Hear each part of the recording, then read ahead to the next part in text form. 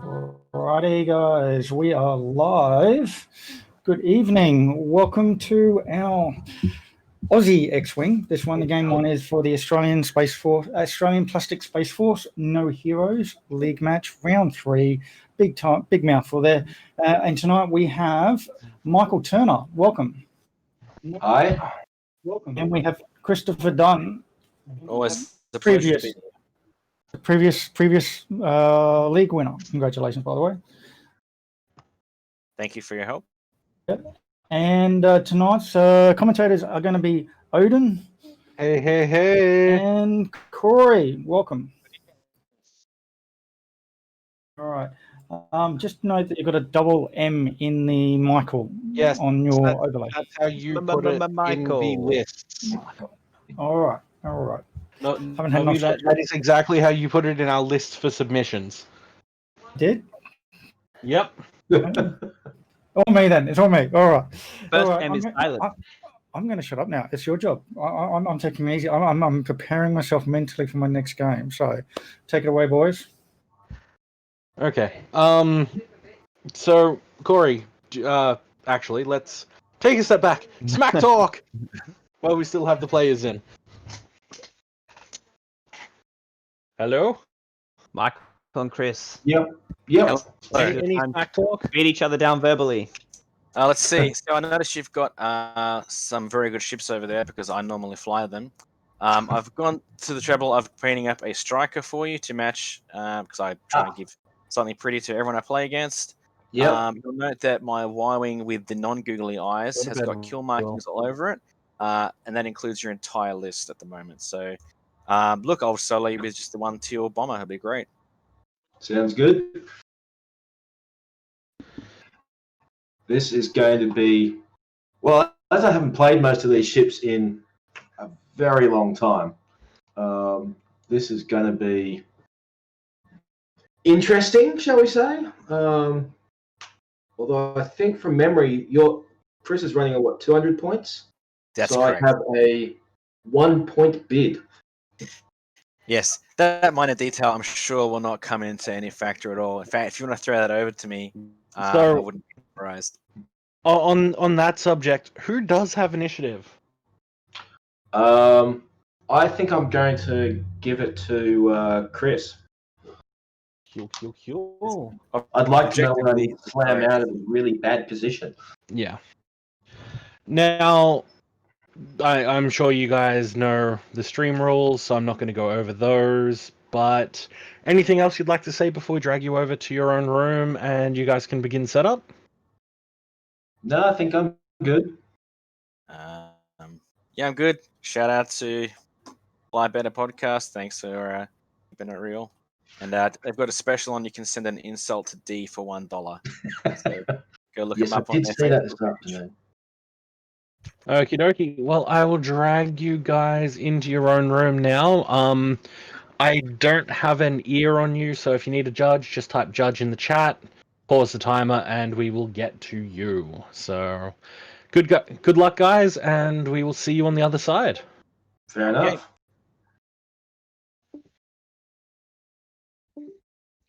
Alrighty, Roo. Okay. Now that they're gone, tell me all the secret strats. Sorry. Bear with me. I'm just going to shuffle us over into a locked room so that we can't have random people jumping in. Ah, yes. I can see we've got Ravencat again. Yes. G'day, Ravencat. Good to see you again. So, which list do you want to do, Corey? We can get into secret strats after we do the lists. I'll go with the Rebels because the last 2 times that I've bet on Imperials they lost, and I don't want to ruin Michael's chances. Fair enough. Where do you want to start? Well, I just love. I mean, we've got 2 Red Squadron veterans, nothing fancy, just 2 X-wings at Initiative 3, which is fine. But I love that that Christopher's brought these knuckle dusters, these guys that just are going to come in swinging at range 1 to just blow stuff up and do damage. We've got 2 Y-wing bombers with advanced proton torpedoes, and then an A-wing with proton torpedoes and Deadeye Shot and Starboard Slash. All of them Initiative 3, and that's the same with Michael's ships too. So Initiative going to be really important in this game. And I'm really interested to see how Starboard Slash works because I haven't seen anybody play it yet. Okay. Just for everyone who is out there, do you want to read Starboard Slash? Because it is one of the cards that we do not currently have in TTT. Sure, no problem. So, Starboard Slash. After you fully execute a maneuver, you may choose one enemy ship you moved through. That ship gains 1 strain token. Then, if you are in that ship's firing arc, you gain 1 strain token. So, your template needs to be overlapping the enemy ship, and you give it a strain. But if you end up in its arc, you also get a strain. So a bit of a risky move there. You've got to kind of plan it well. I'm very interested to see, especially with an A-wing with a ship that's quite mobile.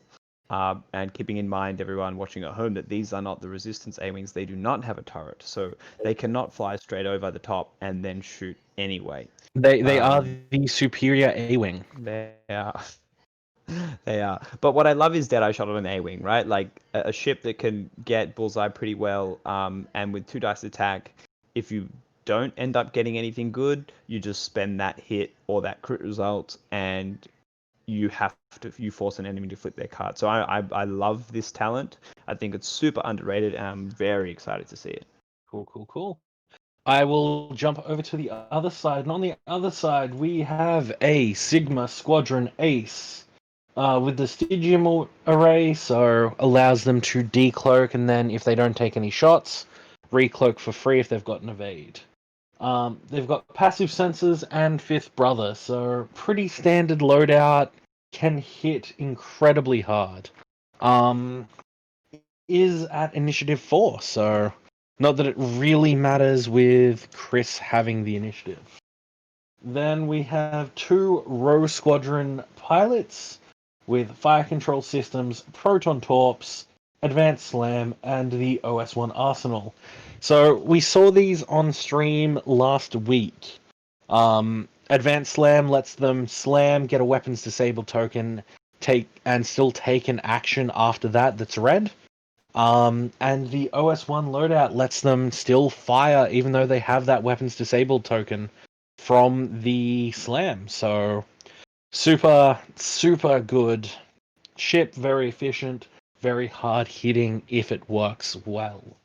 And last but not least, we have a naked Black Squadron Scout with the adaptive ailerons. So all in all, very hard hitting, but as Ravencat has said in the chat, it is a lot of hull to chew through. A lot of hull to chew through. He's I think Michael's really going to have to use that advanced slam or any slam really just to get out of arcs and try and get flanks and use it to his advantage. The good part, aside from the A-wing, X-wings and Y-wings, they're not the most maneuverable ship in the game, especially compared to this Sigma Squadron. This Black Squadron Scout. No, wait, it is Sigma Squadron. I was looking at the wrong card.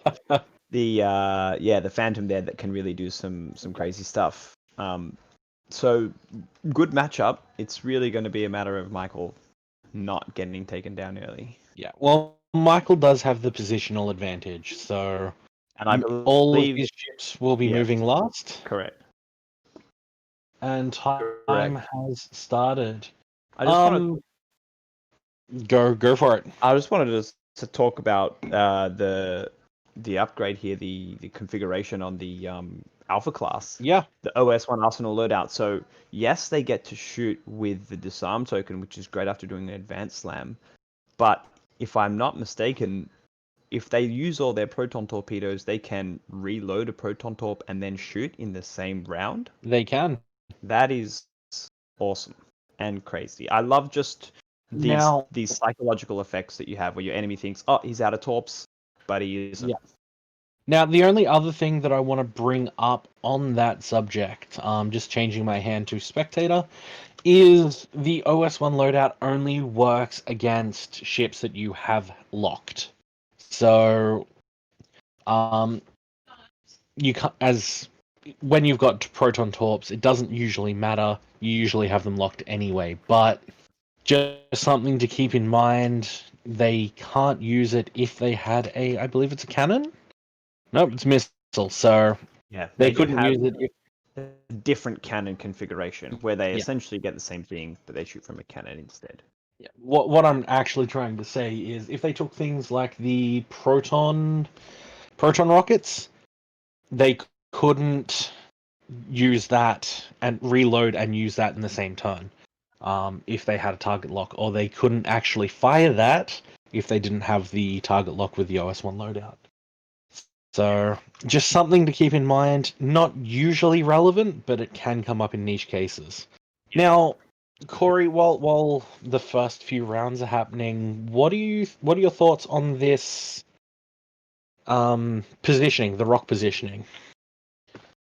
Well, they've got a lot of open space in the middle that I think they'll be able to use a lot. I think that Michael may have been able to benefit from just jamming that up a little bit more to kind of break up formations, especially since both of those entryways into the center of the board are almost lined up, right? So you could pretty much put a ship doing a straight line almost through one end to the other, which I think will favor Chris, just considering he's packing some Y-wings there. But Right. yeah, look, I might be a case of just knife fighting in the middle there. Yeah, just want to interrupt for 1 second. Nick Red Leader, welcome from Italy. He's from Italy. Buonasera. Yeah, welcome. Hopefully you enjoy the games. We've got 2 lined up tonight, so stay tuned. Yeah, no, I do agree with you. Those channels are fairly open.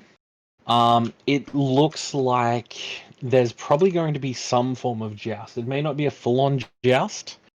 I do like Michael's position over Chris's at the moment, though.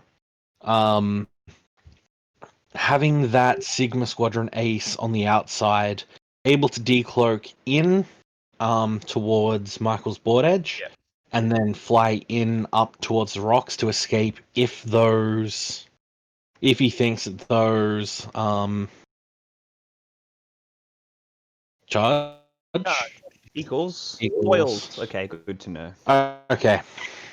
Cool.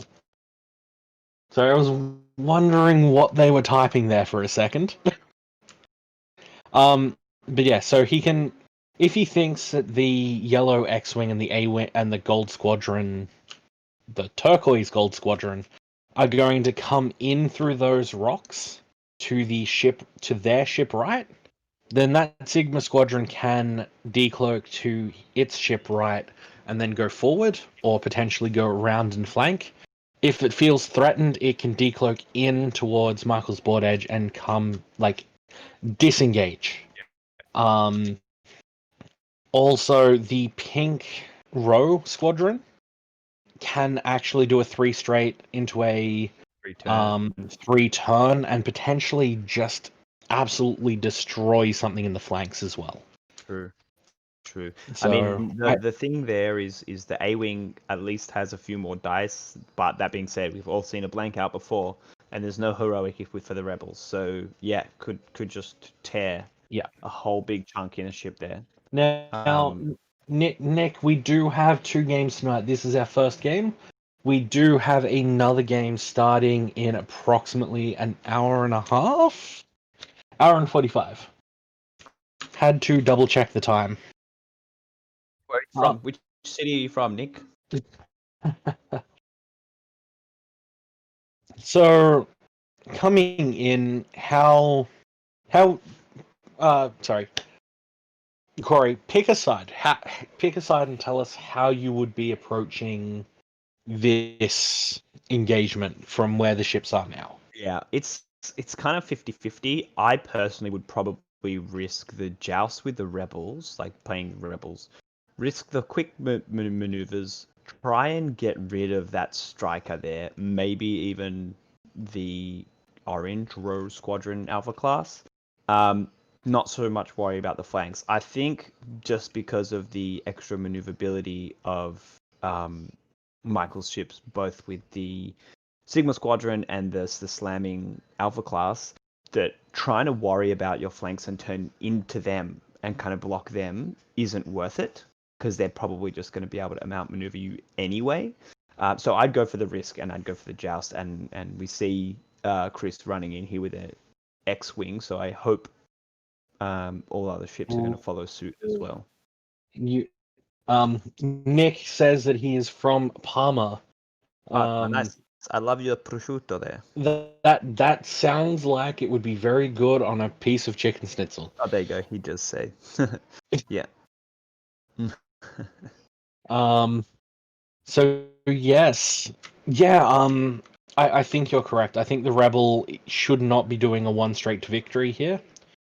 They definitely need to be the aggressors, at least in the beginning. And we are seeing that with the Red Squadron doing a 4 straight, the teal and the yellow coming in with 3 banks, masterfully avoiding those rocks, and the Green Squadron doing a 5 straight. So yeah, it's good. It's kind of like a mini kill crescent, like a nice big net. So he's gonna get something. These striker in this row can definitely dodge an arc, maybe on either side. But yeah, they're getting shot this turn, and I don't think that Chris worries that much about the. Not necessarily. They may not necessarily get shot if he is correct, but that Black Squadron is just going into that kill box. Yep. Potentially just a sacrificial piece going, hey, take a ship off the board, but I'm going to deal some damage. Oh no. Oh, look at that. That is lovely.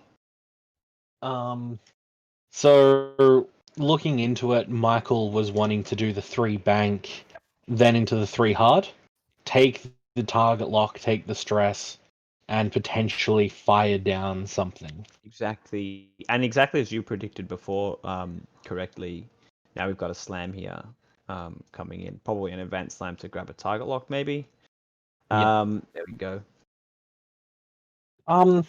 Who would you lock here? The A-wing? Yeah. No, because you can't shoot the A-wing with your proton torps. Yep.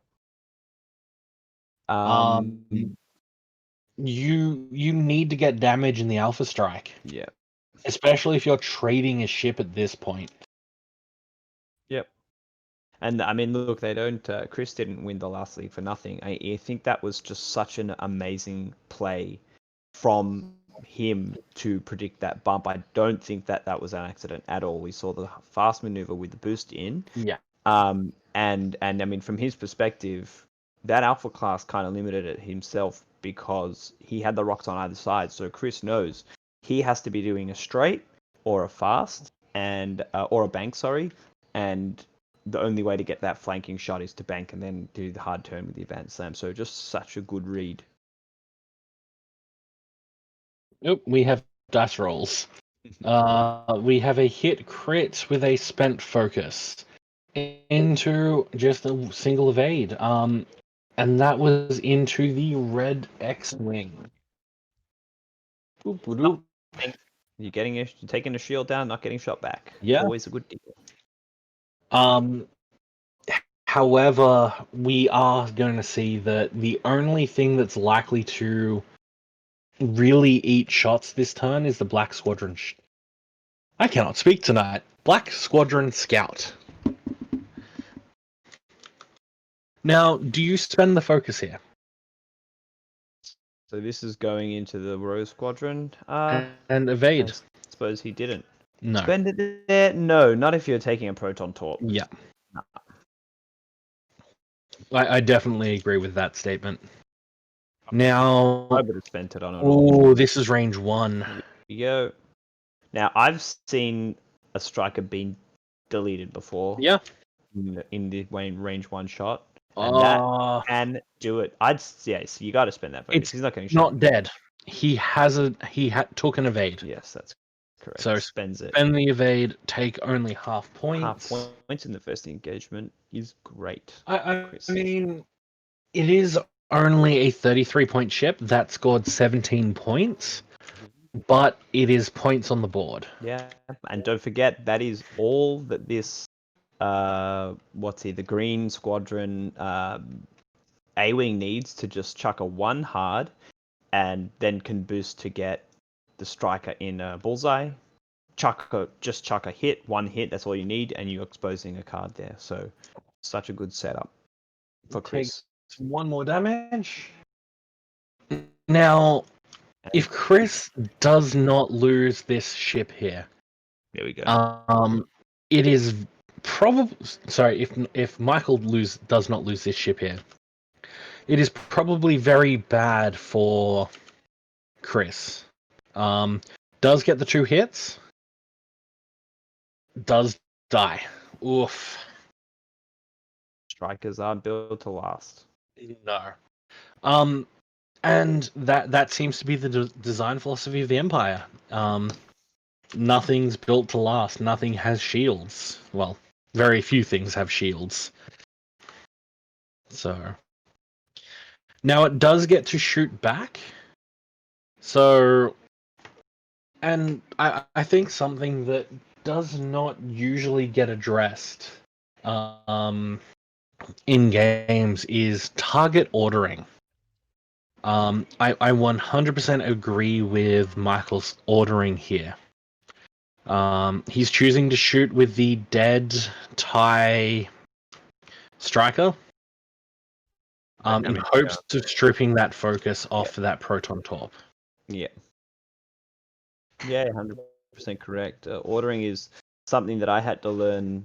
Well, I mean, all players learn it, but when I began really considering the order of firing, that it really opens up the game, especially for when you're looking for certain effects from missiles and stuff like that. Here we go. That's 3 hits from the He has proton fire torpedo. control system, so he spends that.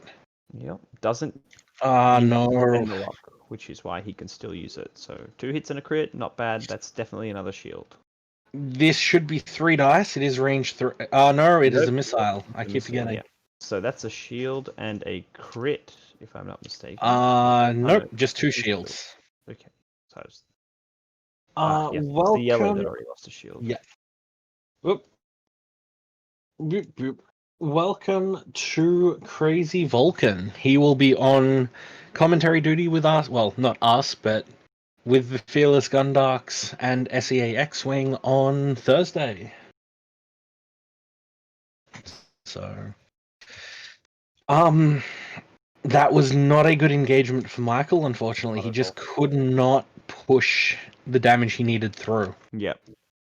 Not only that, his starting position, like keeping a really wide line against Chris that has more ships than him. I think it is a good strategy generally, but that TIE striker needed to flank. Yep. It should not have gone into the center of the board. Fair enough.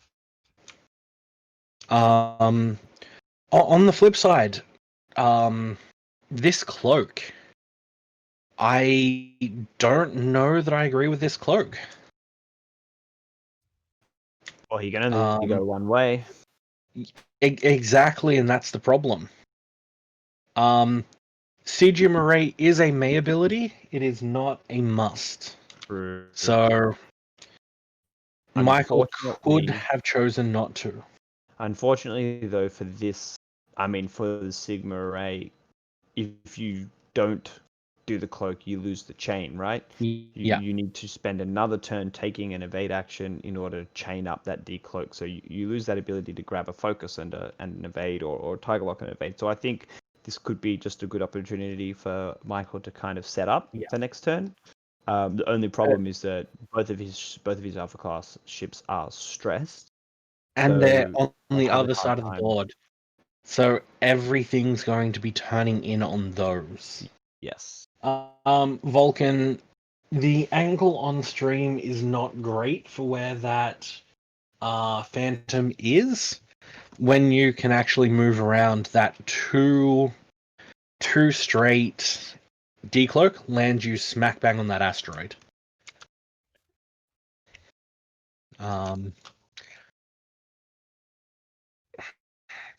And of course, he can't too straight either because that lands him smack bang on an asteroid. So we will see. Yeah.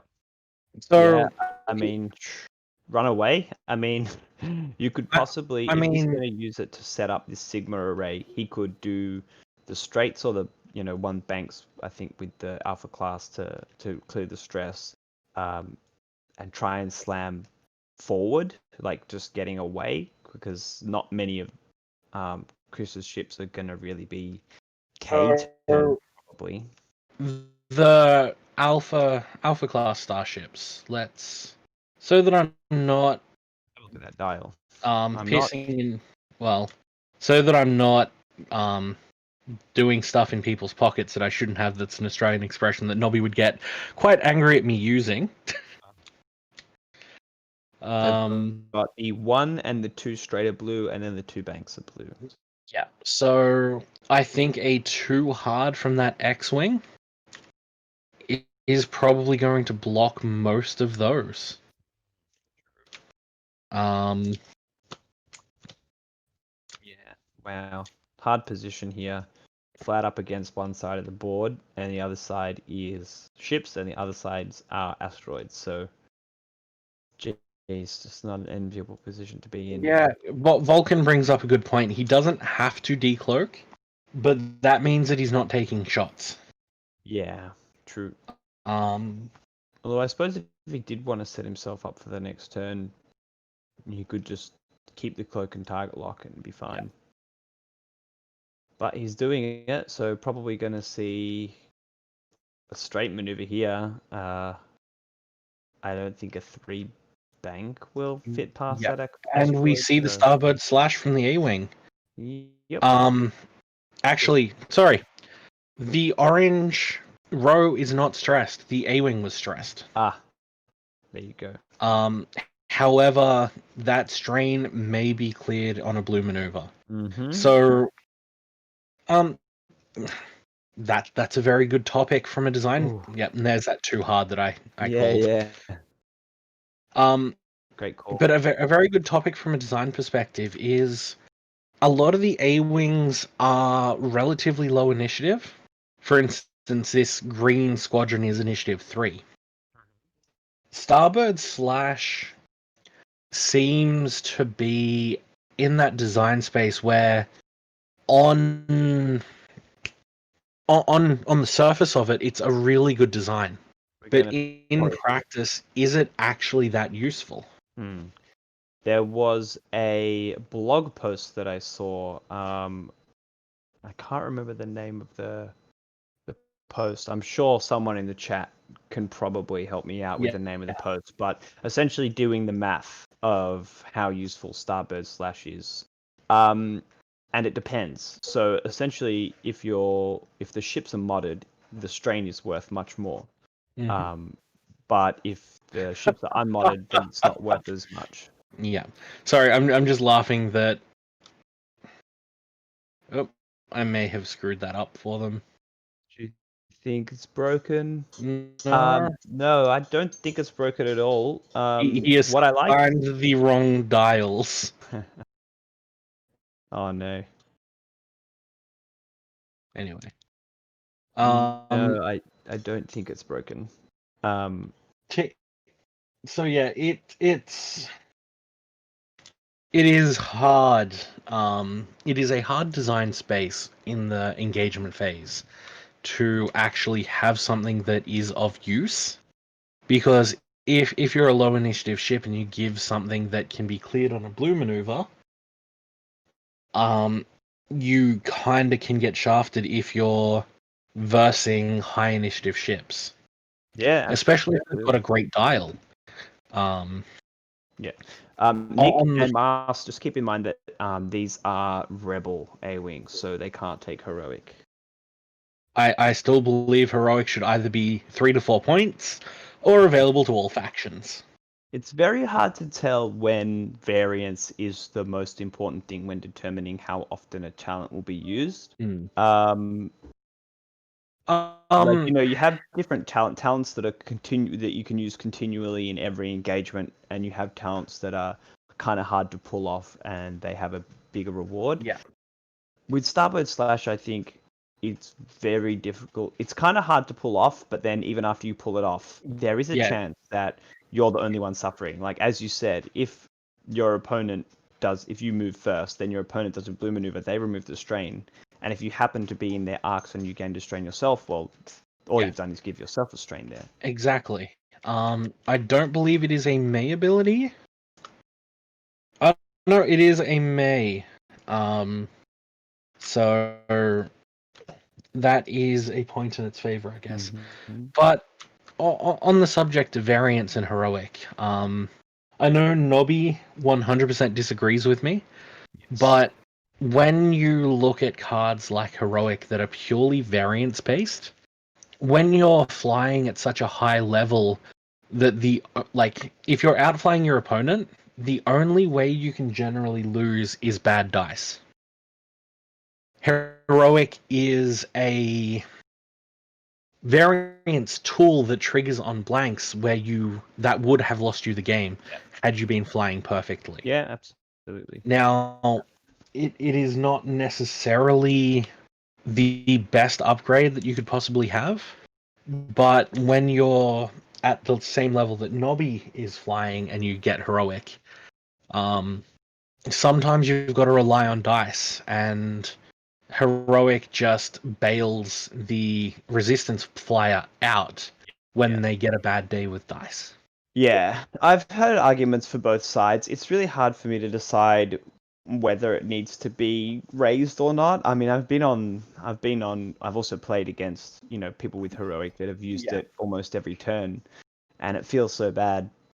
But then I've played against people who haven't used it really much at all. Yeah. So it's really hard, but I guess it's just going to be like one of those things that half the community is gonna say one thing and half the other, and in the end, it's okay. I love it when the game has those kind of things. Like, speaking to someone who isn't Nobby, I honestly believe it should be 1 point extra. I feel like it is too much of an auto include on resistance. Yeah. I don't honestly believe it should be 3 to 4 points, but I feel like it is an upgrade that should be available to all factions for a 4 to 5 point option. I think all factions should have it as well. Oh, not all actually. I suppose there's nothing the separatists aren't going to be able to use that really. Like maybe it would be insurance on the named pilots. Jumping back into the game now because we've got shots. Yes. I just want to point out I love Chris's that yellow X-wing there that he's done, cheeky. Not flying it in formation, just guarantee, just showing up his edges coming around from both sides and cheeky. giving Michael a headache there. Bending the lock from the Sigma Squadron guy into the Y-wing.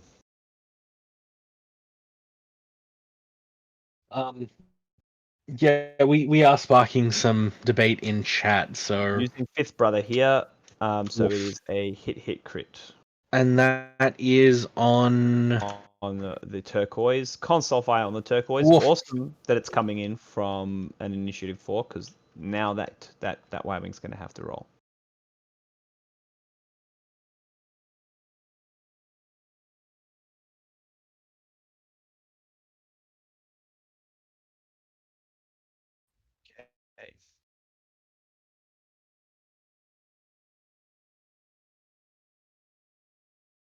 So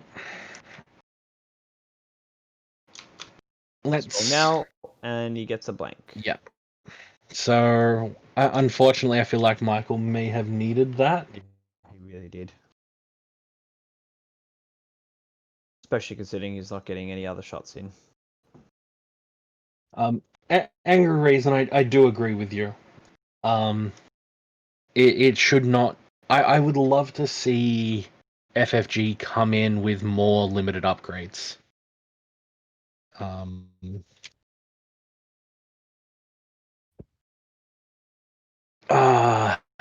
don't want to see that. That's a good point. that's a good point from Reason. I do like that, making it limited. Yeah. I would probably say limit it to 2. Just so that you're more likely to pop it onto the named pilots who are actually being heroic. Mm. So we've got the shot range 2 here. I just want to say that row blanking out at range 3. Yeah. Range. Oof. Not where you want to be. Yep. And that was him rolling 1 dice because of the starboard / strain. So, can be useful. I love the role that it plays as a support, like in this case, the A-wing. However, sorry, just want to point out that row that he shot was at range 3, so that should have been 2 dice. Didn't actually matter. Huh. Or it might have mattered, I'm not sure, but... I think it would have mattered because an extra dice means 1 less damage, and he did roll, I think it was 1 dice into a blank. So maybe you want to chuck it in the chat there. So, I've played Chris before, and Chris is an amazing X-Wing player. Yeah, very good. I think. Sorry, I just want to looking at the dice roll. Only 1 dice was actually rolled. Yeah, because he had a strain. Yeah. All right. Sorry, I'm looking at the wrong order. Ignore me. I'm focusing on too many screens. Let's update the thing. Orange is out of shields. Purple. Pink has 1 shield left. And that is our damage check. A good possibility, Angry Raisin there. I would love to see that Angry Raisin, but it is not a design space that FFG have wanted to delve in yet. I know for a fact that there is a lot of interesting things coming. But there is a lot of design space that FFG is exploring, for good and for worse. But it's going to be a very interesting year for X-Wing coming up. Anyway, back to the game. Who would you say is blah blah blah? Who would you say is ahead, and who would you say is behind in this game, Corey? It's definitely Chris that's ahead at the moment. I mean, aside from the fact that he took out the Black Squadron Scout, the striker ship, he's just done such a good job at dismantling Michael's squad in a tactical sense. Like he's just done the perfect moves, blocked when he needed to block. Now he's separating his own squad when he needs to around that asteroid there to cut them off and come at them at all sides. I just don't see any way out of this for Michael other than facing, just face your fate head on, joust this X-Wing here, try and blast it out of the sky if you can. It'll be probably hard to do. Yeah. And give that Sigma Squadron Ace some time to get back around. Yeah, I think that Y-Wing. So let's have a chat about that move from the Y-Wing. The 4K. So in my mind, if I was flying this with Chris, I would have done a 2 or a 3 hard and taken a target lock. Proton torps. He does have advanced proton torps, but that just sets him up for later in the game and makes it so that he doesn't want to be in range 1 of those ships, or at least not trading shots. Yeah. This 4K, however, not something that crossed my mind initially, but I do like it. It covers the turn back in from the rows, but it also covers the Phantom potentially turning into those asteroids and trying to get behind. Yeah. Because next turn, he can just move in, do a blue maneuver, take a target lock on that Phantom, and potentially threaten that five dice primary, 5 dice attack into the Phantom. Yeah. Just another great example of Chris really thinking that far ahead, kind of cycling, not necessarily cycling, but just giving the ships enough space so that they're not all going to get clumped up in that corner over there, from which the Sigma Squadron could kind of take a bit of an advantage from and kind of pull the game back a little bit. Yeah. But yeah, just very, very interesting things. But yeah, I definitely do agree that Chris is in firm control of this game. Yeah. Every time he has had more shots on target than Mike. Yeah. Yeah. And the unfortunately, Mike has had to 2 rounds in a row made decisions that were either, do I want to take shots? Like, do I want to shoot? In which means I'll be getting shot a lot more, or not. And in this case, I mean, that yellow X-wing is out of both of those arcs. So neither of these guys have shots here. Just focusing up for the defense. Mm. But that is a good hit there from the Sigma Squadron into yellow. 3 hits Ooh. into a blank out. Oof. It's something. Yeah, that is yellow, so that's 2 damage and the last shield. Yep, it's half points on yellow there. 2 more hull left.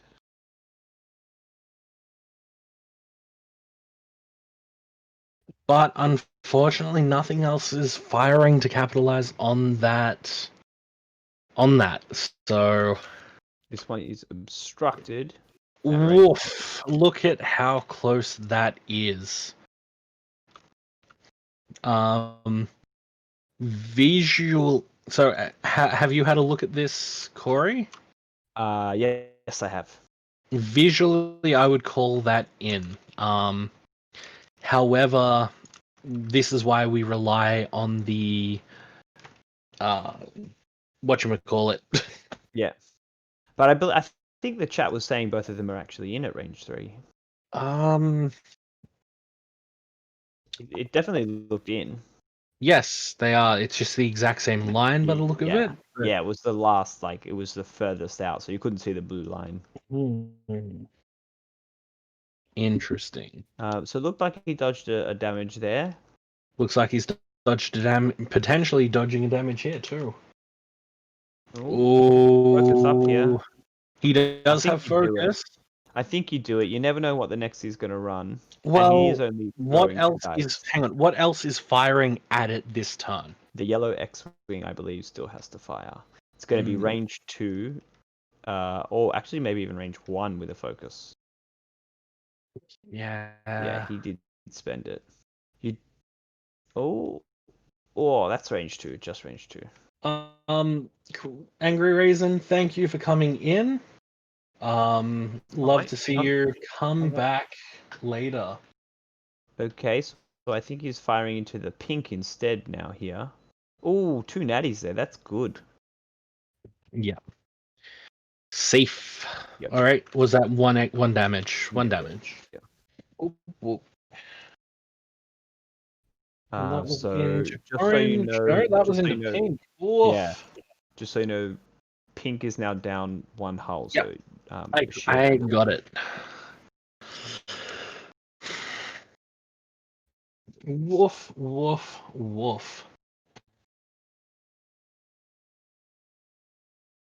Okay, and that's 1 hit into the Simcar Squadron. Doesn't matter. He has an evade. No, he has a force. True. Should re-roll it? Yeah, there we go. He gets it. Sake of being consistent on rules. Yep. Well, in fact, he re-rolled it, got the evade. He didn't need to use that force. Thankfully, last chip shooting doesn't actually matter. Yeah.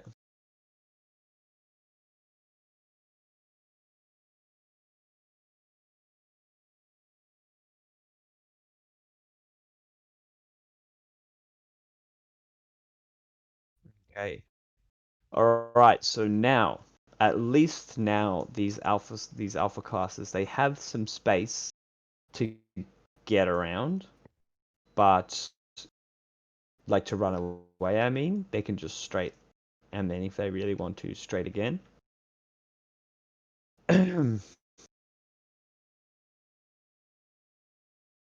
Question, Odin.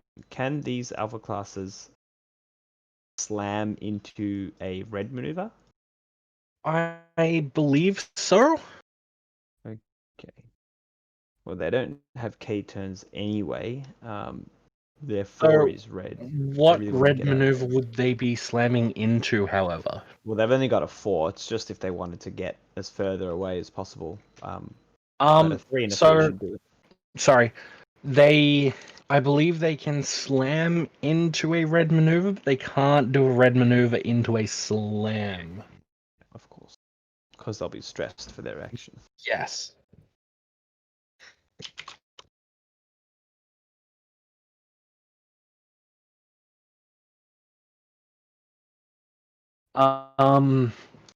So where are you moving these star fortresses, these salt things? The I'm just throwing class. words out here. The alpha class.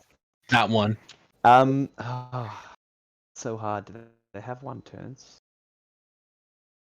They don't. So hard. If he keeps running, he's just not doing anything, unfortunately, Michael, and he really needs to think about points. Half the time he's gone. He is moving last. I think this is a very important distinction to make. The only I don't want to say the only thing, but Chris, while I do love his position, Chris is sort of forced a little bit into not a very, very good position here. If these gunboats have done a too hard, I don't think they would have, because they're both stressed, so they need to do the 1 or 2 straight and then slam into something else. I don't think the two banks really going to work for them because of the asteroid. I mean, at some point you've just got to say, "Damn the!" Ooh, look at that! Oh no! I mean, I think Chris did that on purpose. He was hoping it would fit. That is an extra damage on Cyan. Yeah, Jeff, I'm not counting him out. I think he needs to get back into this game. He needs to do something. Do something risky. Yep. Because he can't keep running. He can't turn around and engage. I think for this turn, he's just got to say, I'm stressed. I can't do anything about it. Okay. Might see the boost here from the that's another. Yeah, I 100%. I think you boost. Focus boost as well. Could possibly get those proton rockets off on orange.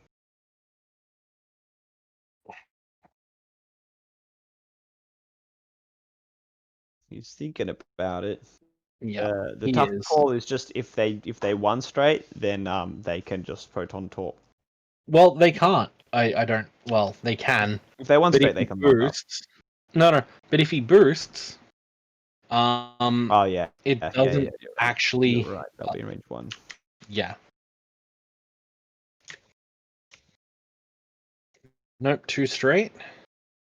That's With gonna pink bump. does not bump. That was so close. Now, do you slam away? I mean, you can't risk all these shots. I think at this point you've got to. Yeah, it's 3 shots coming in. Yeah, Slam away. You're committing to it. There we go.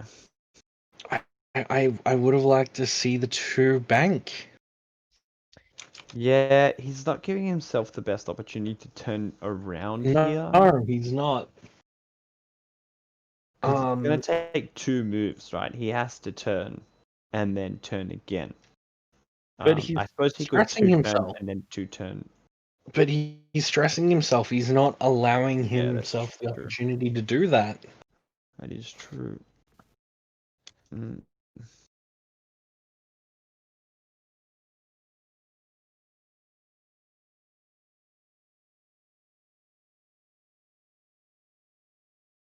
Jeff, perhaps you can answer this. Oh no. Oof. Um, I mean, okay. Positive. The action. It is no longer. It is not stressed. Hmm. Jeff, maybe you can answer this. How much experience does Michael have on TTS? Because I know Michael is a fantastic player, but sometimes it takes a little bit of a learning curve to get used to TTS.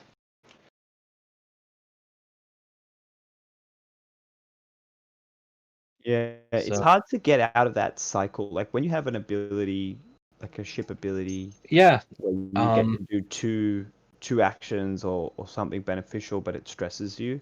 It's really hard. It's like the silencer as well. It's really hard to get out of that cycle of just being like blue I can do it. maneuver, Yeah. double reposition, blue maneuver, double reposition. When you know that, just look a little bit ahead, and you'll see that that might work like per turn. But when you're looking as the game as a whole in like the future, what's best for you is to not be stressed.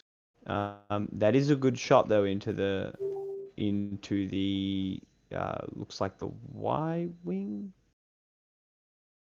but that's range 1. Interesting. Should he not be rolling an extra red dice here? The Sigma Squadron, range 1. Sorry. Oh no. Okay, it was the red X-wing here.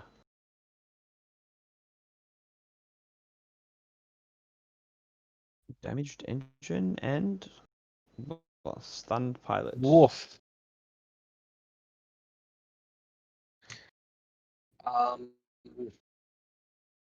Ouch. All I've got to Well, say is At least ouch. he's in a good position for the banks, though. Like, did the X-wings have their one bank? Yes, they do. Okay. So, for our reference, we do have access to these really, really handy ship dial cards.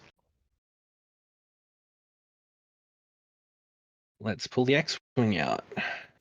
Interesting choice here. Going into the Sigma Squadron at range 3 probably wants to get rid of that evade token, so that he can no longer chain that into a decloak.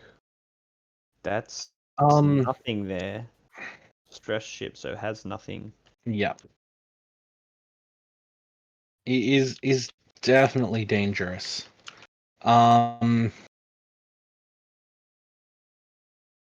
I mean, at some point you got to deal damage. That Sigma. So, if Michael's way back into this game is efficiently trading those. Oh, he got this. That is sorry.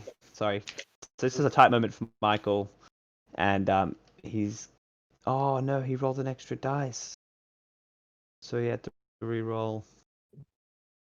Yeah, I Sad. definitely agree with taking the damage here. Yeah, I don't think he didn't even have a focus token to spend it because he bumped his advanced slam.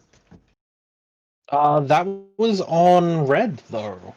Oh, it was. Oh, okay. My apologies. Yeah, that was on the Sigma. Phantom. Yep.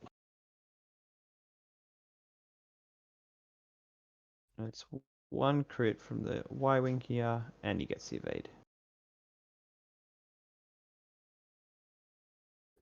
Okay. Well, I mean, the good news for Michael is that 3 of Christopher's ships are quite damaged. So hopefully one good pop, one pop per round, and if he can turn these alpha class Star Wings around, then he can start shooting stuff. That's going to be the hard Unfortunately, part, is turning them around. Yeah. Thankfully his Sigma is doing work. Yeah. You could do a 2 bank with orange into a 2-turn or a 3-turn. So again, just compounding on something that you said a little bit earlier. When you've got toys, it is hard not to use them. Yep. This cloak again, doesn't have to spend it next turn. Can do the one hard, get behind everything. Potentially have 4 dice against the 5 dice. Googly Squadron, Googly Gold Veteran. Not Risky. not the target you want to shoot at though. You No. really want to get rid of. Sorry. the other Let me explain my thought process. This decloak is potentially really, really good, or not great. So what I think he is thinking is he's going to decloak to that Phantom's ship right, and do a 3 or 4K. Yes, I think that'd be good. The alternative option that is very, very risky would be to not decloak at all and do a 1 hard. Try and block. Like Yeah. try and block the pursuit. Potentially block, get set up for the next few turns. Yeah. And if you're not shooting, you've got 4 green dice. So True, but I mean, I it's don't think it's correct, but it is Yeah. an interesting move to pull. I would like to see the 2 right decloak into the 4K. I think that would be awesome. I think it's a 3K because remember it's moving last. True. And unless he's predicting that specifically and is going to turn the yellow-red squadron out of the fight, chances are that 3K is going to get you closer. Yeah, of course. I keep forgetting about the initiative order in this game. But that decloak to the right also is good to just try and block maybe the teal, the turquoise bomber, and possibly even the red X-wing if it wants to chase the Alpha class. Yeah. I definitely think that is the correct move. I love positing not necessarily correct, but interesting, risky, and potentially swingy strategies that players could use. Me too. I mean, such a big part of this game is the tactics, right? So being unpredictable is always a big bonus. And it actually might also block the A-wing's 2-turn to the left if he wants to try and de-stress himself and then boost back around to the left and catch the A-wing. No, 100%. I think the most correct play is that decloak to the right 3K. Potentially the 4K, but probably the 3K statistically is correct. Looking at alternatively, as well, Michael is ahead on points, just by 3 points, if we've got everything correct there. Alternatively, he could just try and get behind this googly eye squadron. Yeah, I mean, it's fine, but you need to remove ships off the board. I mean, a good block, sure, but you need to remove ships. It's being outnumbered 5-3 that is really killing Michael here, because he's got nowhere to go. The other side of it is, I think he's done this expecting to do a 1 hard. That's blocked. Yep. Yeah. I love the risky moves, especially when they work. I'm always rooting for the people that do the really risky, unpredictable, because it makes such good games to watch. I would love to, and I'm going to try to mentally make a note of this, but I'm going to forget. The starboard slash, yeah. What was Michael thinking with that decloak to the ship left? We'll have to ask him at the end of the game, but yeah, I agree. I think it's not where you wanted to be, and in fact, he may have. We haven't seen red move yet, but he may have blocked. I mean, he would have blocked teal there. Red would have blocked teal. He would have blocked the Y wing there, I think. Where is yellow moving though? He's, I don't know, one bank to the left. Even just go straight. I mean, Michael has such a hard choice here. Yeah, he's going straight. Yeah. I mean, he's predicting the turn in from Michael, right? Like, obviously pink is stressed, but maybe... There we go. That's the 2 bank. The slam into the, coming into the middle of the board. Maybe he's just predicting that. Yeah. It's hard to say. Hard to say. But what has this? I really want to know what this Phantom does. I know it's only a matter of time, but I mean, what I can want it do? Nothing except nothing except the 3K, right? Because even the 2-turn but might be blocked by the X-wing. but I mean, if you're Michael here, make it. I would have been expecting. Sorry, if I was Chris here, I would have been expecting the Phantom to be pursuing and trying to get a kill on something. Yeah. And that's what Chris has done. He's expected the potentially expected the decloak to the right, and he's gotten his red X-wing out, and I want to say he may have blocked the 3K with yellow. Looking at it, but I'm not entirely sure. No, I think if he had done it to the right and K turned, he would have cleared it. And the 2-turn fits. At least he's got a good shot to get rid of red here, who has no mods because he's stressed due to the damaged engine. Yeah. And is on 2 hull left. 2 hull left and can initiative kill. Yes. So very important to note. Can initiative kill. Mm-hmm. And does have a target lock, so this attack is going to be double modded. Yep. So, well, good chance to get rid of him here.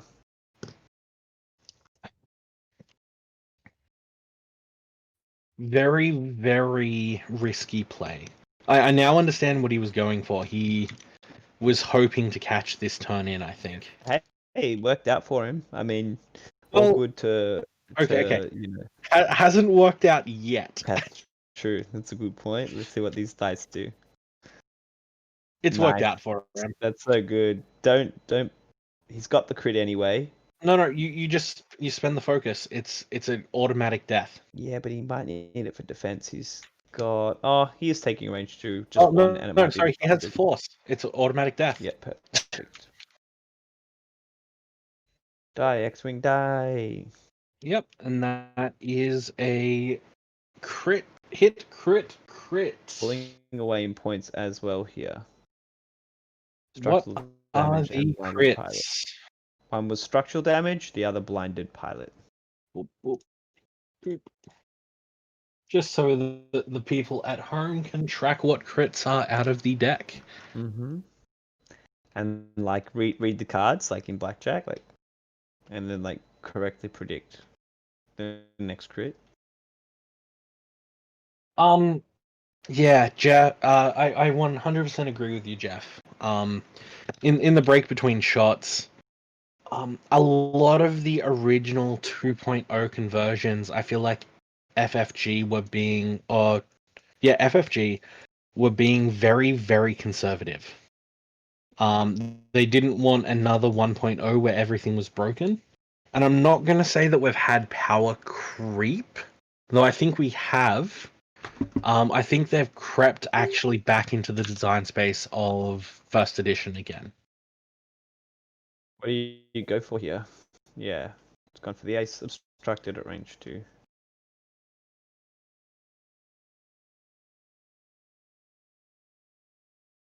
Does he have? He has a target lock there. And that's an eyeball, so just a crit there.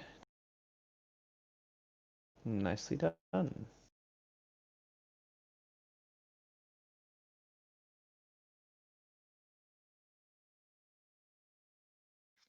I think the Phantom is at least in a great position to decloak to the left and then do a hard turn and really get I behind reckon that it can yellow. even decloak to the right, honestly. He can, but just getting behind Chris now. Yeah. Yeah. 100%.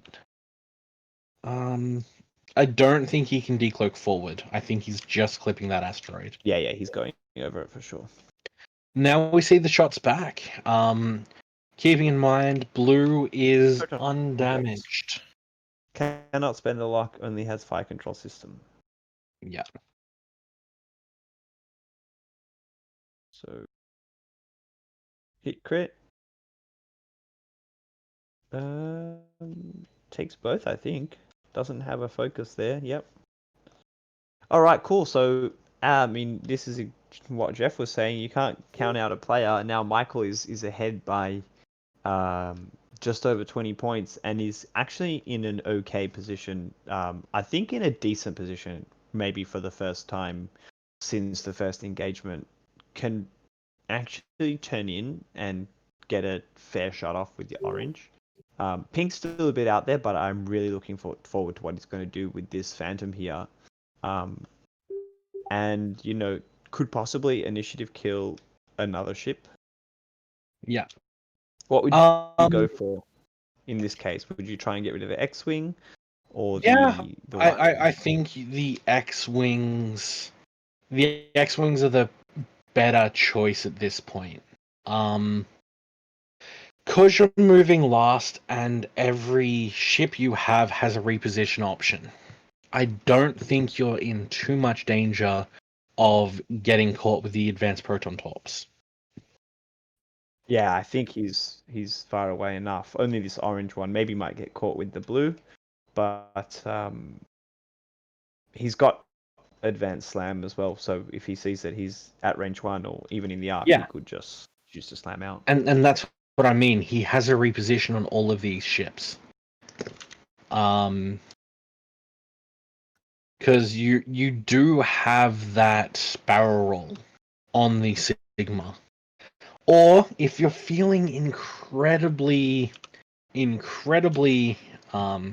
danger with the Sigma, take the cloak action. I think he'll be fine with the Sigma this turn as long as he decloaks. Oh no, I 100% agree with you. I don't think the Sigma's in danger, but if he was getting caught at range 1 and didn't have the barrel roll reposition option available, he gets the evade for decloaking. He can take the decloak action and have 4 green dice at range 1 with an evade. If he was feeling very, very at risk. But I think if you kill the X-Wing, kill the A-Wing, I don't believe that the Y-Wings have much chance of pulling this game out themselves. Yeah. I probably wouldn't go for the A-Wing at this point, just because 4 health on 3 green dice, you don't know how that's going to go. Like, it just could be really problematic, and you'd be wasting shots on it. No, I agree with you.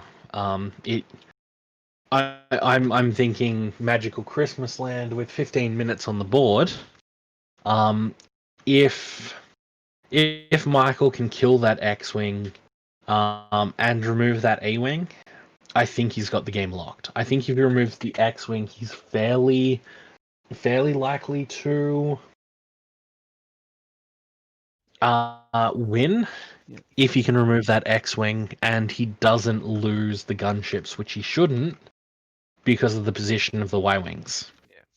Well, what about running away with the guy? I mean, he's 20 points ahead. It's a risky strategy, but there's 15 minutes left. Run away with these gunships and just try and do some extra points with the Sigma Squadron, and then that's it. Like, if he turns issue 50-50. The issue that I see with running away is you can still potentially be caught at range 3 and take damage. Well, I mean, that's true, but if he turns in to get shots, he's definitely taking damage. Well, I mean, you can choose violence and then advance slam out of there and run. Okay, well, we got the decloak to the left, so that's Good. Yeah. Let's hope. So we see a 2 or a 3 turn. Yeah. To the left, to the right now. But I think it'll have to be a 3 turn yeah. to make it past that asteroid. Oh, I missed some damage. Boop, boop, boop, boop. But yeah, if you're, I think with the reposition options of the rows, I think you choose violence, because you can always advance slam out. You can always choose to run afterwards. If you're choosing to run with your initial move, there's a chance that none of your advanced slam options are going to get you out of the fight. True, but he's since he's moving last, he could be blocked. Blocking that first maneuver will be very bad. But I mean, at the moment, he's not in a position to punish a block. Nicely done. 2 straight. I would like to see a 3 hard from the Phantom. Yeah. I don't think a 2 hard. I think a 2 hard might just clip that asteroid there. It's always hard to know. But yeah, 3 to be sure. That'll be range 1. Focus into this X-Wing. Here we go. Yes. Running away. Good choice. Tactical retreat. Disengage.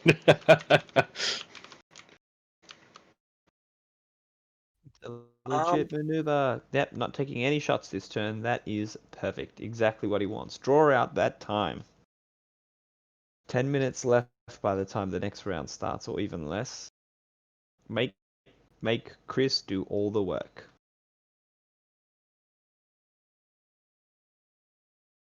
And these bombers are not quick either. No, they are Ooh, not. there we go. Look at that. Look at that. Interesting choice here. I mean, pretty good trade, only taking 2 dice, but gets a proton torp off. And that was a 3 turn. Bam! Right in the back of that X-Wing. Range 1. Boom. I forget whether the maths is better for a focus or a target lock Target for 4 lock. dice. Okay. Target lock with 4. I've got to remember that. Yeah. The math is better for a target lock if you're not being shot back. I see.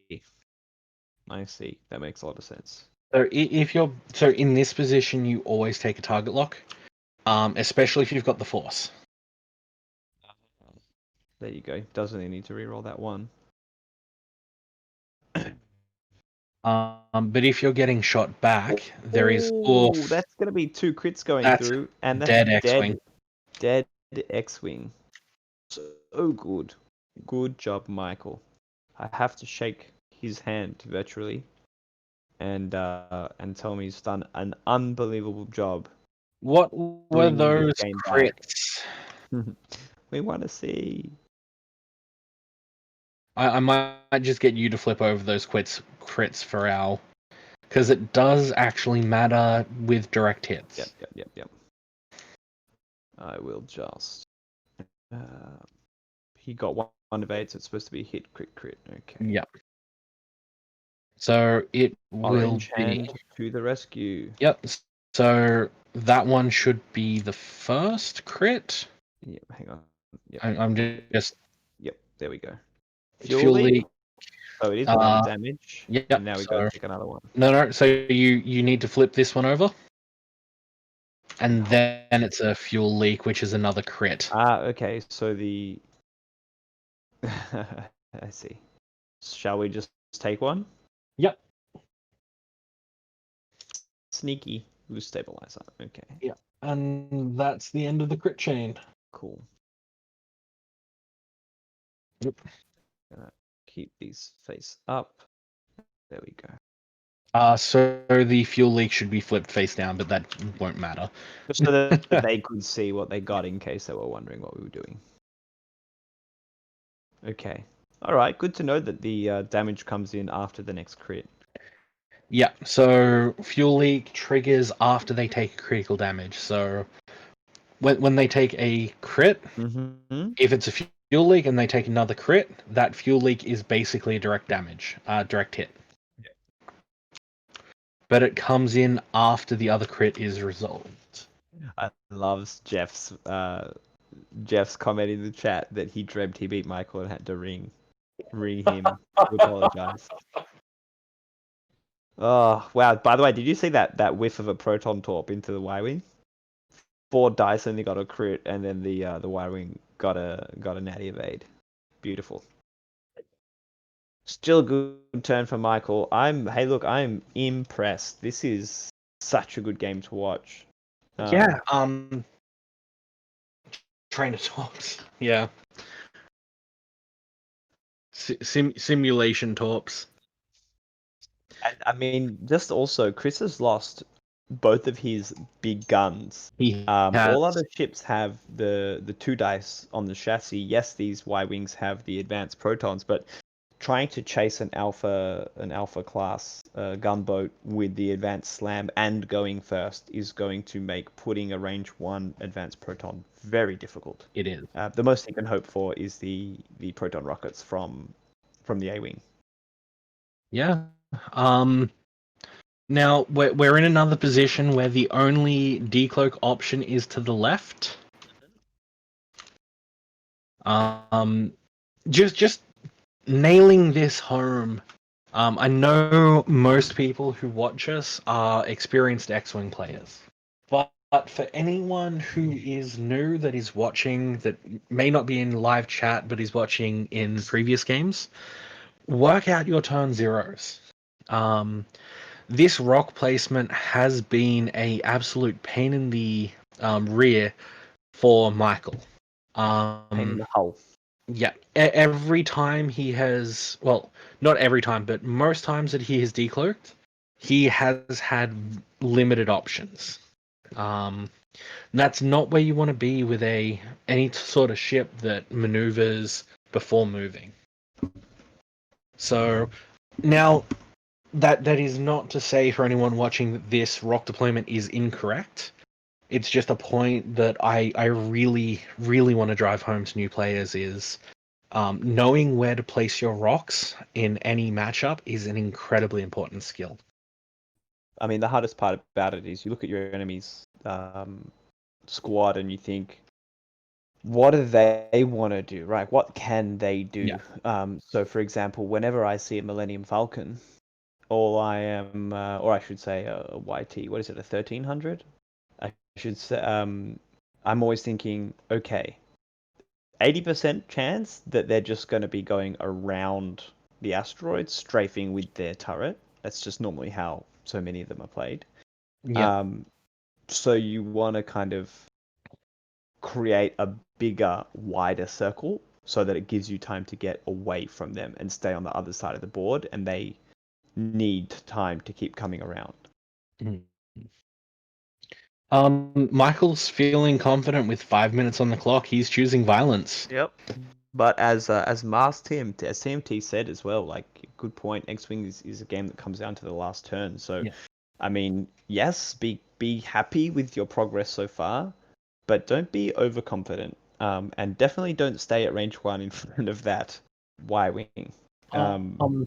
Yeah, Vulcan, I do agree with you. I think the rock placement was very, very good.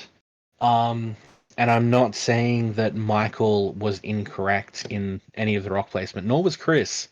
Because it has forced both players to split their lists. Oh, nice. Very nice arc dodge there. It's going to be close, but I'm quite confident that pink is out of arc.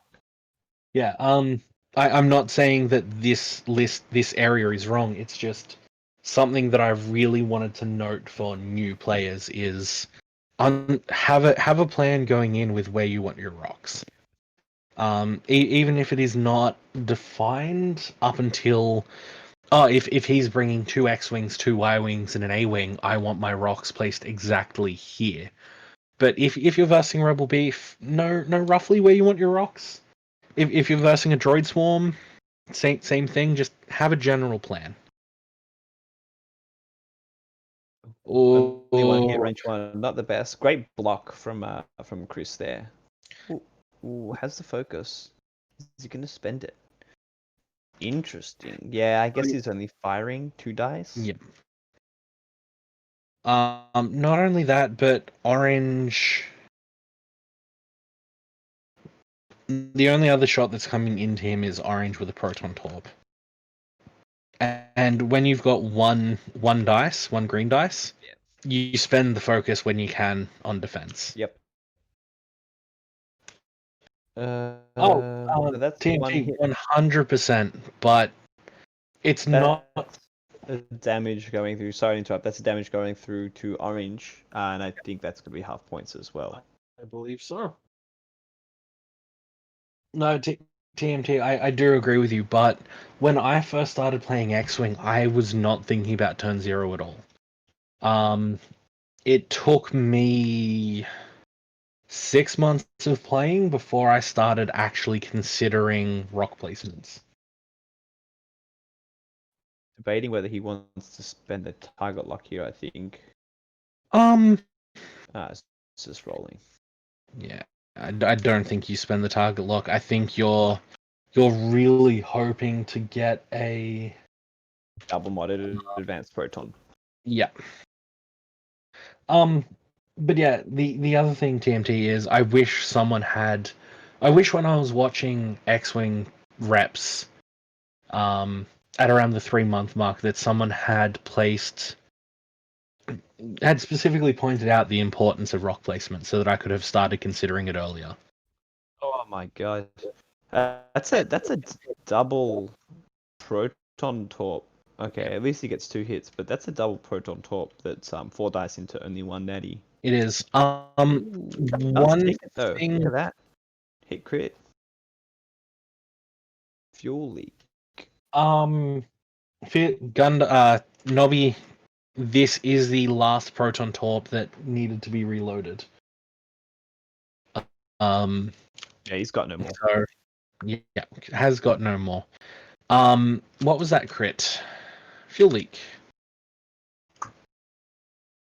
And that was on turquoise, steel. Pool noodles. Pool noodles. Exactly, crazy. Wet noodle fight. It's one of the funniest phrases. Noodles. Classic. Noodles. Yeah. But yeah. The other side of it is, for anyone else who's watching, the OS1 arsenal means that they cannot spend that lock while they are disarmed. They do not have that option. Yeah. And that they can also fire while disarmed. A missile or torpedo. Yeah. But I mean, coming in and seeing those 3 blanks, I would be shouting at the screen, why is he not spending the lock? Why is he only fire controlling 1 dice? The reason is he can't. This is the last turn. Yes, unless they are incredibly insanely quick. Impossible. 30 seconds left. They haven't even finished their dials. Yeah. But this will be the last turn. Run. Just run. Don't put that orange alpha class between those 2 rocks, because blue's gonna advance proton torp it to death. Yeah, I think you. Just get out of there, man. Just I get think out you of do a there. 2 bank into a 2 bank with orange. I would have gone the other way. I would have gone to the right though. Yeah, no. Our orange ship right 2 bank. Yeah. And then cool. ship left 2 bank. Yep.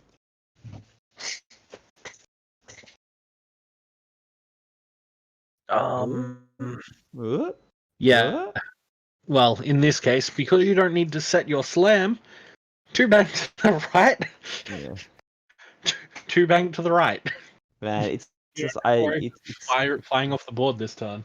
It's so interesting to think how this game would have gone had the initiative been the other way. Yeah. Which is why, sometimes it can just be so important to get that 1 point bid just to be able to choose. Especially in a meta like No More Heroes, where we see so many generics at initiative 3 and 2. Before you continue that, the time in New South Wales and Victoria is 10:25 p.m. In Queensland and the states that are sane don't have daylight savings, it's 9:30 p.m. And in Perth, I believe it is 8:30 p.m. Meanwhile, Nick only has one time zone in his country. Nick, it is tomorrow. Yeah, we're ahead of you. Yeah. We're ahead of you, Nick. GMT plus 11, plus 10, and plus 8. So. Yeah, and then we see Michael running away here, Yeah. which is good. Even with half points for the A wing, it's not going to be able to kill it unless it chains 2 crits into something amazing.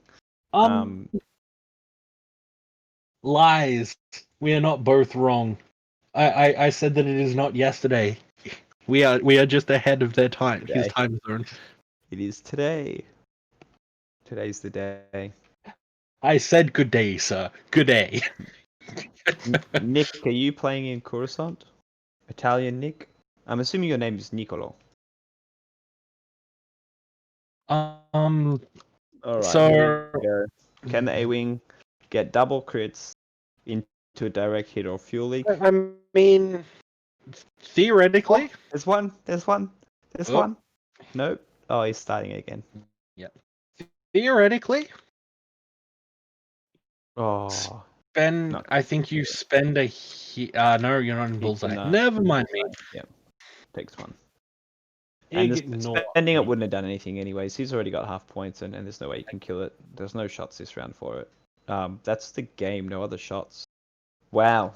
What a nail bite. Oh, nope. My apologies. We have a Y-wing. You're lying to me. I'm lying. Liar.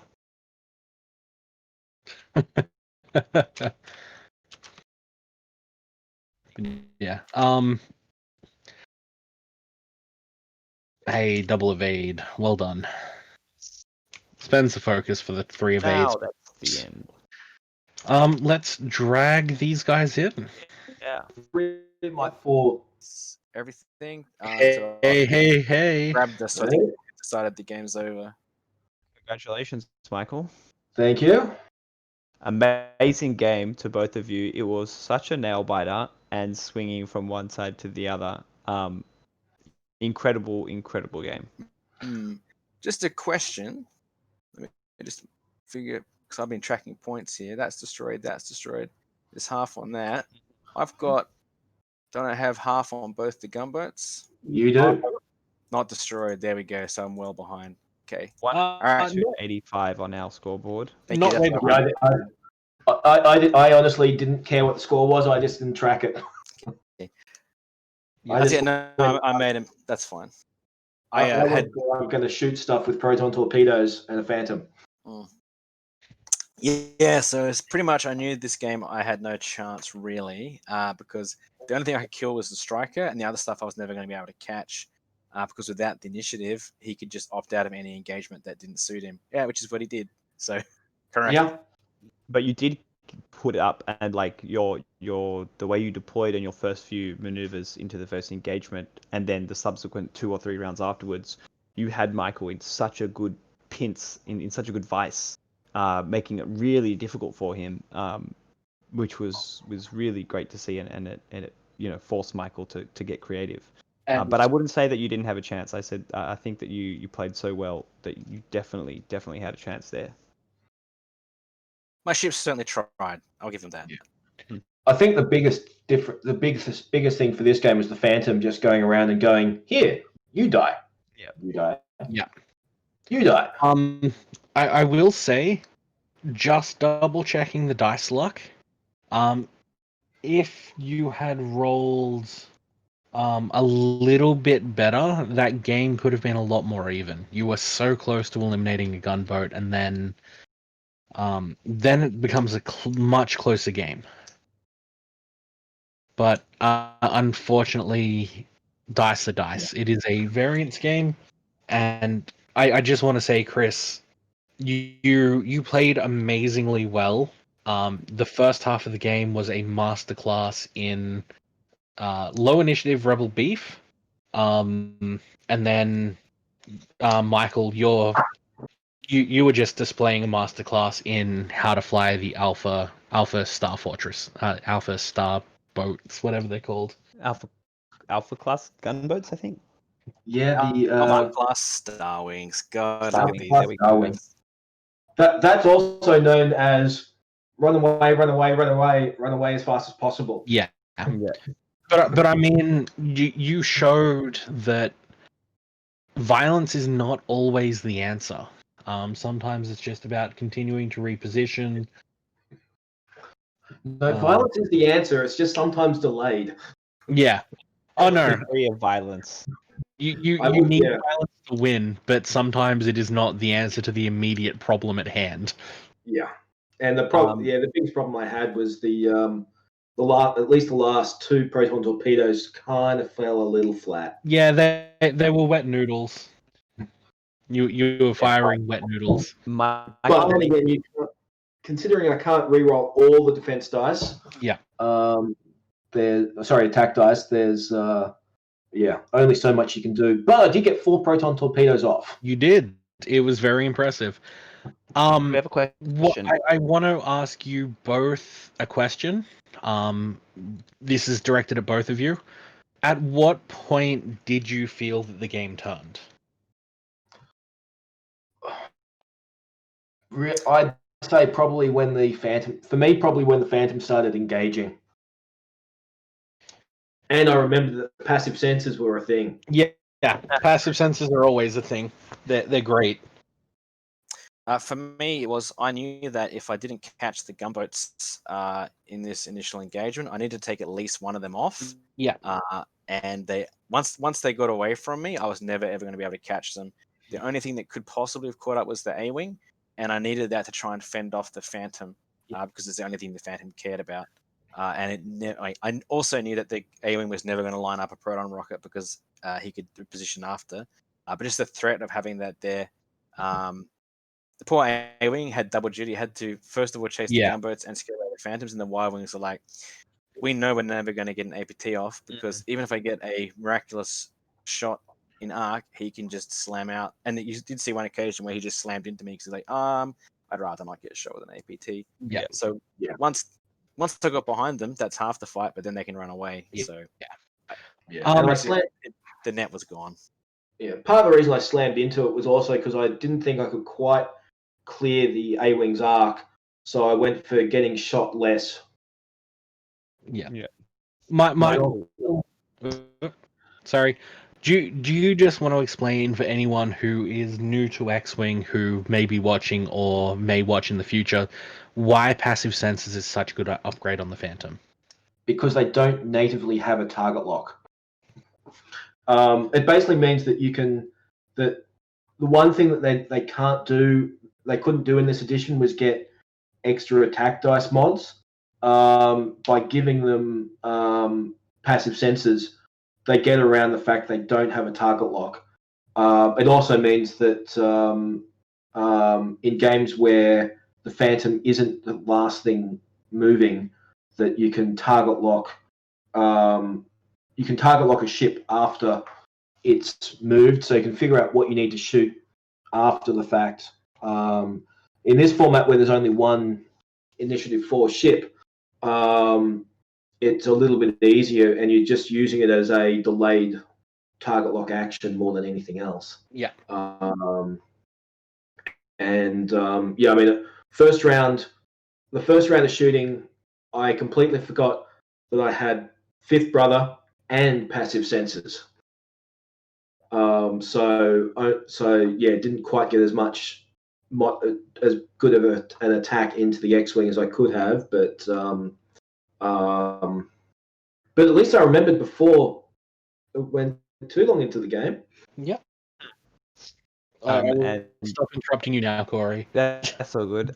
We wanted to ask Michael before. So you, in about middle of the game, you had the Sigma Squadron pointing up towards your left of the board, in front of that asteroid, and you could either decloak to the left, which is what you did. You did left with a 2 turn to the right, we were thinking you were maybe going to go to the right and then a 3K. What was going through your mind in that process? Like, did you think of the 3K or? Pretty much didn't think that I was looking at this asteroid and going, because of where I was, I looked at it and thought, if I decloak into there, I'm probably going to go through the rock. Okay. Whereas decloaking to the left and doing a 3 hard around, pretty much guaranteed that even if he went for a bump on the Phantom, I wasn't going to land on a rock and I would be able to shoot something. Oh no, that was definitely the correct move. We were watching that one. The turn before it was you were. Oh, sorry, yeah, the one where I was up here in between. Let me grab my hand so I can ping it actually. But you were here, facing. He was about there. Facing this way, right? Yeah. So you could have gone this way, and then which is what you did. You decloaked to the left. Yep. And you turned in that way. You end up right? blocking that. But we were thinking maybe you were gonna decloak to the right and then 4K up this way, in which case you would have been behind everything. We're just wondering if that came into your mind or what your thought process was at the time. Honestly, didn't think that I wanted to be stressed at that point. Yeah, I actually thought he was going to come out fair. this way, and had a Y-wing deliberately run into him, and then I had the X-wing coming up here because I thought that'll block a 1 hard, and I'll have a range 1 shot with it. But what happened was he did the 2 hard, dodged the block, and then lit up the Y-wing, the X-wing. I was very sad. Yep. Um, And also, just good job, Christopher, for showing us all how to use Starboard Slash since it's so new. And people aren't really sure, if it's worth it, if it should be costed higher or what. But it's you did a great job of getting it. I think you triggered it 3 times, all 3 times, not taking a strain yourself. So yeah, thank you. and Thank you for showing but the us. strain also only stuck once. Correct. After the blue maneuvers. I think the value of that will be more apparent on the high initiative, particularly the resistance A-wings, because they can just drive over the thing and then rotate the turret and shoot out the back immediately. Didn't have much value on the low ones because, as you saw, after I strained it, my opponent then moved and had a blue dialed in. Fingers crossed that we will probably get some more Rebel A-wing pilots in the Phoenix Squadron box. I hope so. Yeah, that'd be They should be. The Rebels certainly need love on the non-overpowered ships. I actually kind of want to see them bring back the old Taisho ability of you can be stressed as much as you can still perform actions while stressed. Yeah. I just want to see somebody pulling a tray of stress tokens behind the ship. You can do that with Scum, though. Contraband cybernetics is a hell of a drug. Oh, that's a one-off thing. I mean, from first edition, you could get that guy where he could generate 4 stress a turn. Yeah. And generate stress. I just want to see how TTS handles having half the screen filled with stress tokens being pulled behind an A-wing. It literally just sits there as a stack. Whoever gets anyway, we do have to start getting ready for our next game. Any shout outs from either of you before we close off? Oh, shout out my mother.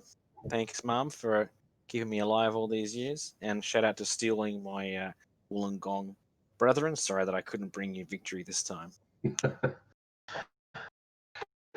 Probably say hi to my local guys in Western Sydney Bounty Hunters, and thanks for the game, Chris. Thank you, Michael. Next time, Gadget, I'll leave you weeping in the gutters. Next time it might be with our normal lists. So, Not trying to remember how to play the game while using the ships. The last thing that I want to do before we wrap off, Corey, can you give us a brief breakdown of the rules restrictions on the Australian Plastic Space Force No More Heroes? Yeah, absolutely. Well, as the name implies, it is nameless, generics only. So no named pilots. I think pilot. We may have been muted. Pardon? I think you may have been muted. Oh, no. Okay. Yeah, if you can just Hero? explain that, and then we can jump off and Sure. make So way. for no more heroes, no named pilots. It is generics only, but more importantly, you are only allowed to take 2 types of the same chassis. So no spamming either, and most lists end up looking like 2 pairs of random generics and sometimes a generic ace. And Initiative 4 is the new Initiative 6 in this meta. So And we're only allowed one of them. One Exactly. maximum of one PS4 guy. yeah. Okay. Thank you, Nathan and Chris, for coming on stream. I'm sure we will see you both again on the Gundark stream. So.